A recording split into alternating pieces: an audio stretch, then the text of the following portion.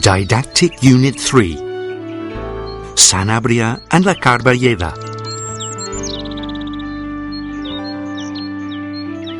From the high mountain to the plain.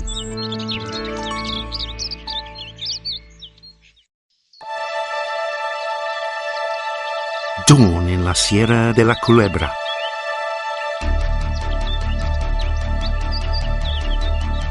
Dense oak woods. Eternal plain. Haughty mountain. High plateau generating of rivers. Brave waters which go down searching the plain. Waters which are calmed in deep wombs. Limpid waters between gallery of forests. Water and low temperatures which weave curtains of ice.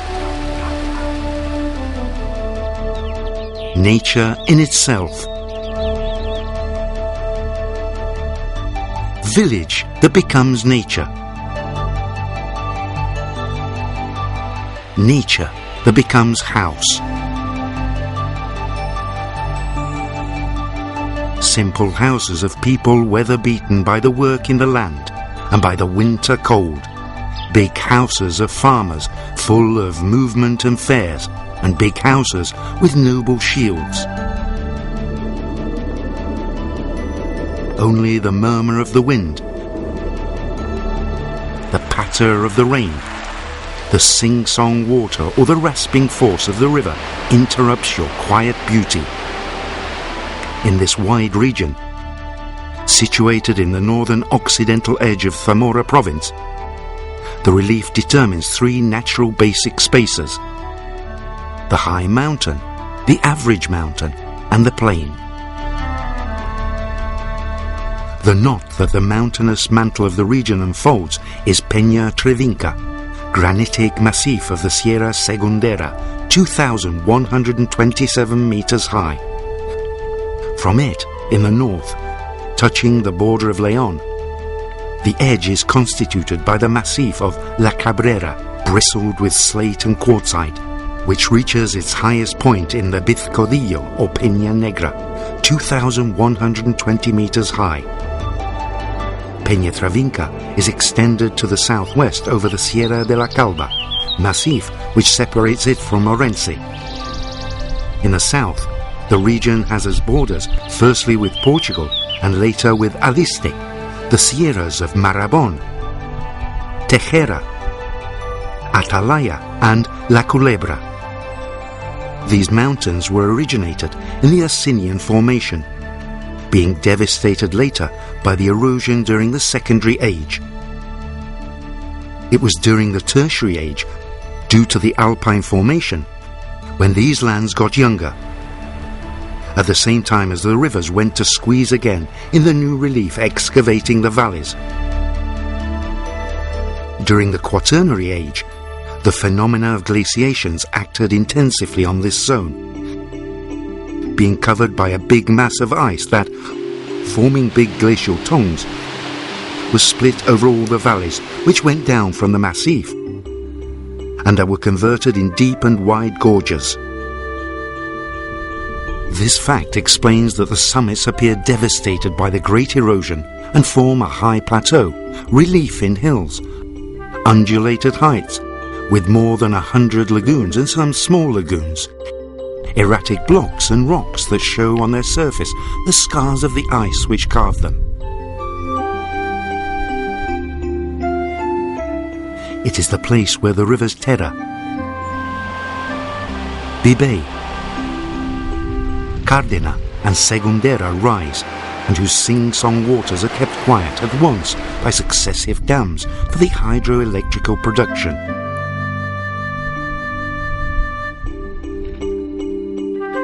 Here, in the III Sanabria, between 1,600 and 2,000 meters high, granite, gneiss, bushes of heathers, brooms and kermes, and especially pastures of spikenards and raygrass predominate. Favourite food for cows and horses which grade in semi-freedom during most of the year. And for the sheep from Alisti, which arrive there after long journeys through old gullies and cattle tracks, searching fresh pastures during the summer, keeping the medieval tradition. But this high plateau, without trees due to the winds and the frost, has got a big vitality. As the erosive procedures go on, as well some lagoons are being filled with sediments and moss, giving place to peat bogs where the fickle frogs of Saint Antoine jump nowadays. These peat bogs that can reach some meters of thickness in spite of their humble aspect when they are dry, on one hand are a book which keeps in their heart the history for hundreds of years of the weather and the vegetation of these mountains, and on the other hand they are essential to the conservation of rivers and streams, because they keep the water like sponges and they let it go during the summer. Rivers like the Terra, Segundera and Cardina, which from the high plateau go down along the steep slope, forming sparkling cabrioles, dreaming about the sea that firstly becomes lake, the biggest glacial lake in the Iberica Peninsula, some more than 3 kilometers long, 1.5 kilometer wide and 50 meters deep. It has its origin in the glaciation's worm in the Quaternary Age. Near Riva del Lago, the glacial tongues of the Terra, Segundera and Cardina got together and excavated the basin that nowadays is the Lake of Sanabria, and deposited the materials which swept in concentric moraine arches that closed the Terra Valley, originating the lake. At this moment, the Terra, which has already received the waters of Segundera and Cardina, is that one which nourishes and receives the water from the lake.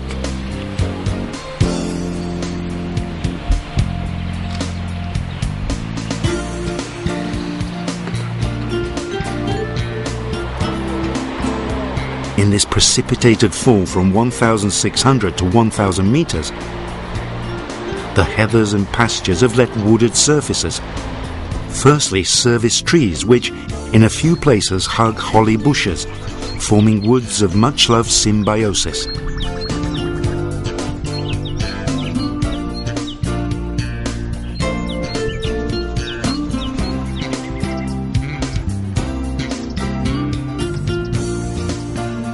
There are also some rests of the yews left.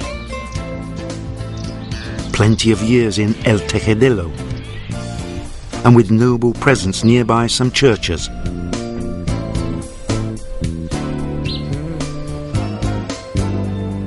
But the great species that predominates in the landscape is a kind of oak called rebollo.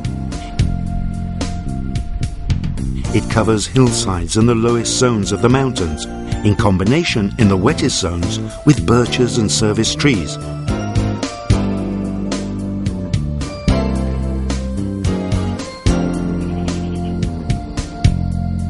And in the proximities of the villages with walnuts and chestnut trees. Among these ones there are authentic natural monuments due to their antiquity.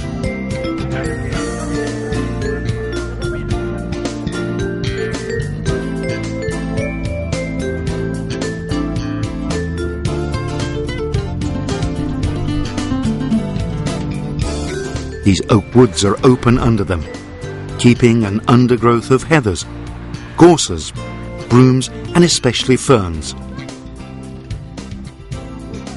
It is the vegetation terraced in height. It is the average mountain. In this wooded environment, the villagers have opened clearings creating meadows for their livestock, fenced with vertical flagstones in slate or in masonry without any mortar, covered by other flatter flagstones on the top. They are the fences called cortinas, many times covered by brambles and honeysuckles.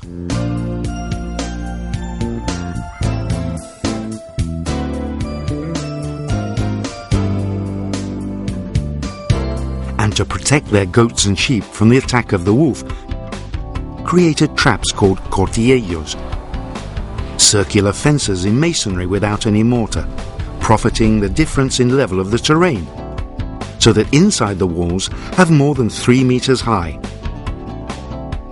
As in a point outside, there are only 30 centimeters to make easier the entry to the wolf by means of a jump.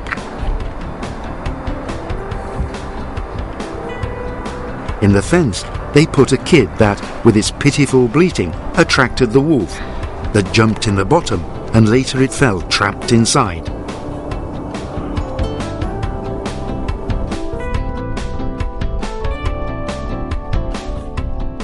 The vegetation and the abundance of water is the result of a wet climb of mountain. With abundant rainfall, long and cold winters, and with snows and dry and warm summers.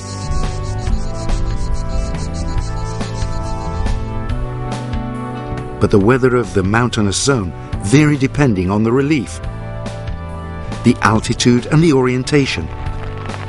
So, there is a diversity of climatic contrasts and microclimes in the different hillsides, originating notable changes of aspect of the landscape between zones relatively near.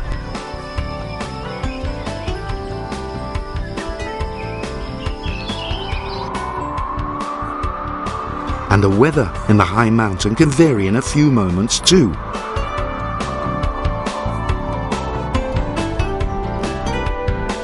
This fact is shown in the location of the villages, that are usually orientated to the south and east, to profit the most number of sun hours and to avoid wetness and cold.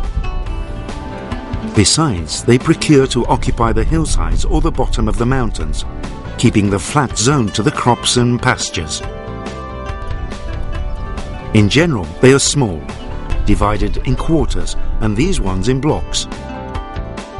The shortage of space to build generates streets in slopes, narrow and tortuous, without common spaces, so the nearest neighbours meet on the corners. In the valleys with a more benign weather, some streets appear with climbing vines, whose fruit will become wine in rude wine cellars.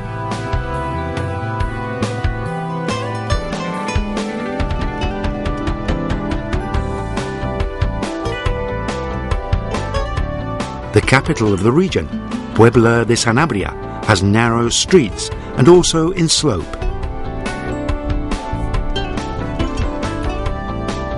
But its houses have 2 or 3 floors and balconies to the street, and its squares show us an urban ambience.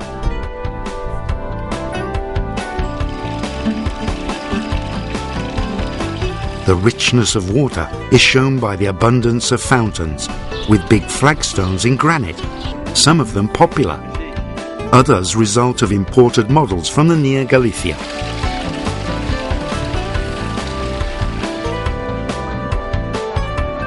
It happens the same with the cross stations, symbol of faith and protective coat of the community.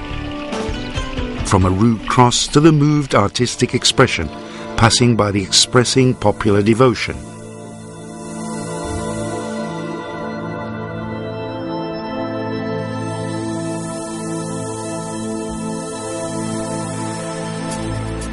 And the houses from Sanabria are adapted to the topography, with irregular volumes and foundations on the rock itself, to the livestock vocation of its inhabitants, with large spaces for the stables and shelter for the char and the farm implements, to the cold and wet weather, with a few doorways to outside to avoid the leaks of heating.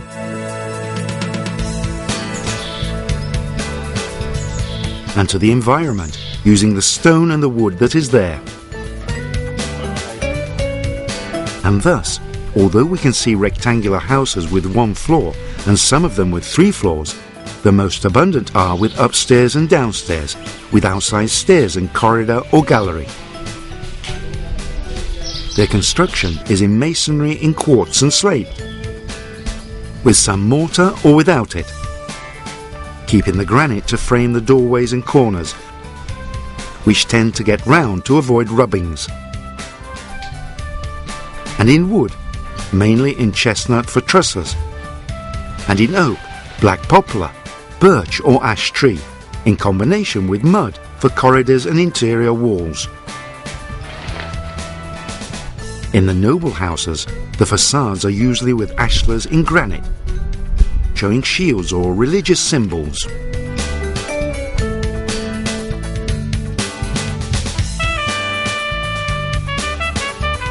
The ancient covers were in vegetal, in hay of rye, compact in bundles called cuelmos, reinforced at the top by sticks and stones.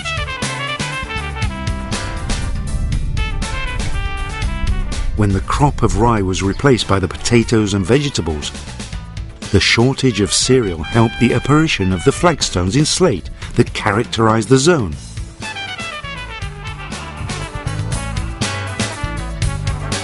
But nowadays they are being replaced by tiles.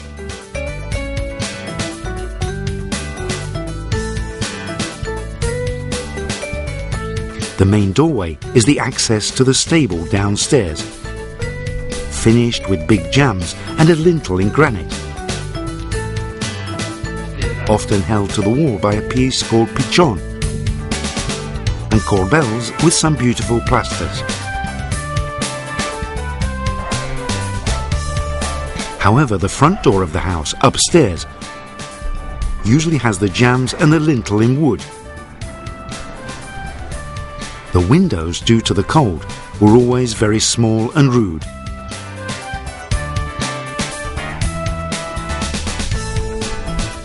More evolved by the work in stone, they are the ventilating shafts called bufardas. The apparition of windows, generally small, with frames in wood or in granite, and with 1 or 2 blocks downstairs, meant a step in front.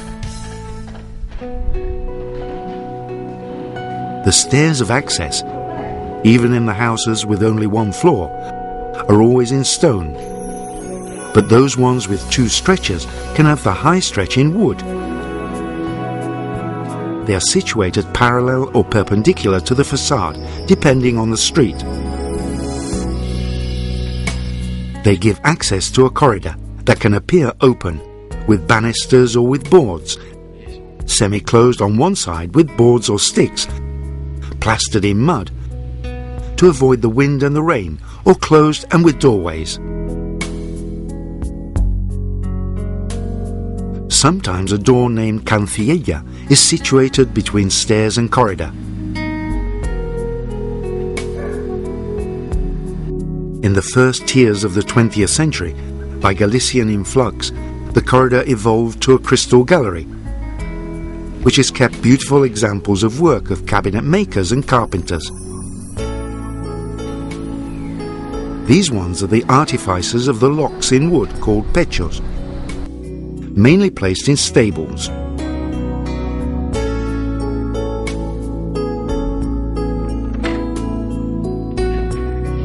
And the popular architecture does not only search functionality, but also to create beauty and to make its house special to the other ones. For it, sometimes it provides colourful, green, blue, white, reddish and brown. In other times it gives them the careful carving of the stone.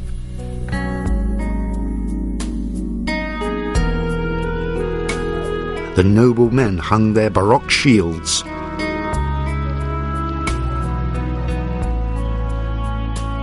The villagers carve and draw crosses or roses, searching protection for their livestock and for them. Some of them put religious motifs. Other ones put their name and the date, searching that their peace and their name live forever. Eternal longing of the man.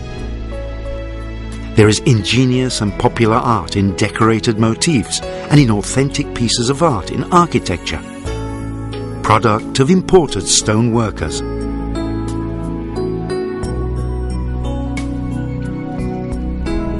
As we are moving forward to the east and we enter in the plain of La Carballeda, we can see a change in the villages and in the houses, which is the result of the geographic and economic environment.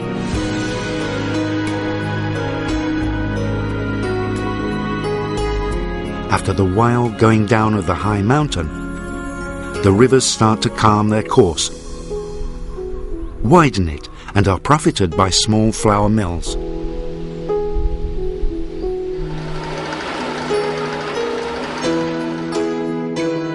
It is the flour that is going to become bread in the community ovens.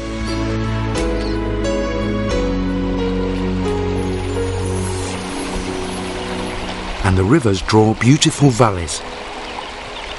Only one of the rivers of the region, the Bibe, does not belong to the Duero basin, but to the Miños, because it flows into the Sil.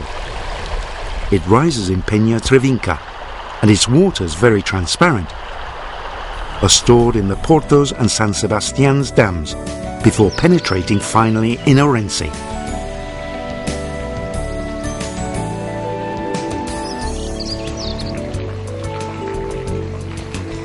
Other rivers, like the Calabor or the Tuela, search the Duero running through Portugal.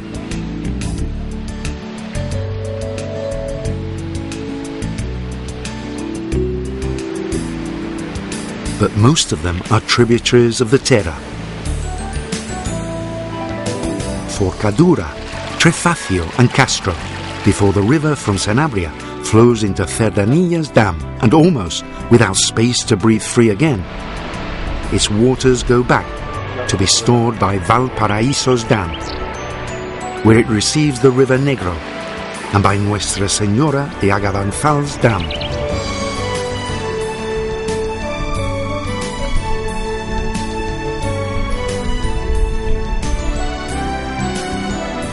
Dams which let see their stark ochre notch opposite the trout waters that run free between the green of black poplars, alders, willows, ash trees, birches, blackberry bushes and wild roses, getting to form Galleria Forest, while the moss carpet the rocks.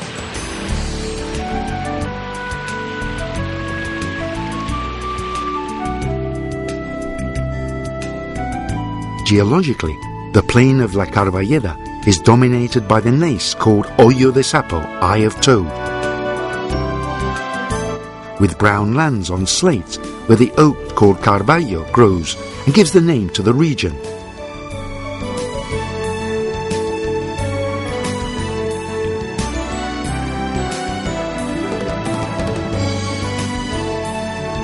This region, in transition between the mountainous Sanabria and the sedimentary Los Valles, borders the Sierra Cabrera in the north and Sierra de la Culebra in the south, dominated both by the plantations of pine wood and in smaller quantity by the indigenous oaks. In this mountainous and wooded environment, the most concentration of roe deer, wild bulls and wolves of the province lives there. The fire suffered by the pine woods and the abandon of the work of meadows has favoured the invasion of the undergrowth with maples, brooms and brambles.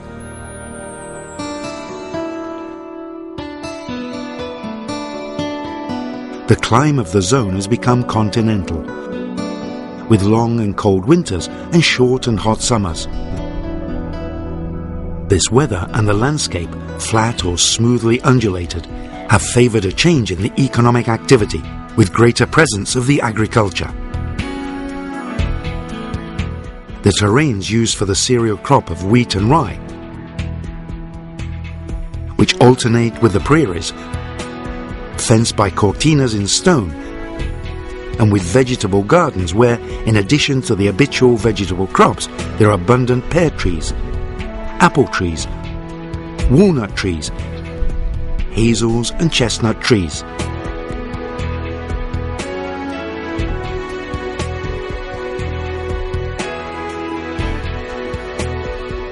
The livestock represented in the region is especially cattle and sheep. and to shelter and protect the sheep of the attack of the wolf, farmyards. Circular plots in masonry without mortar and with cover of maples leaned on straight pillars in wood were created.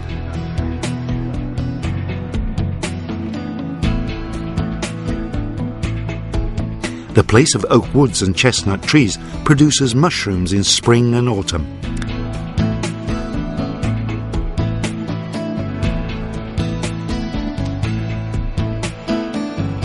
Especially boletos, whose recollection completes the familiar economy.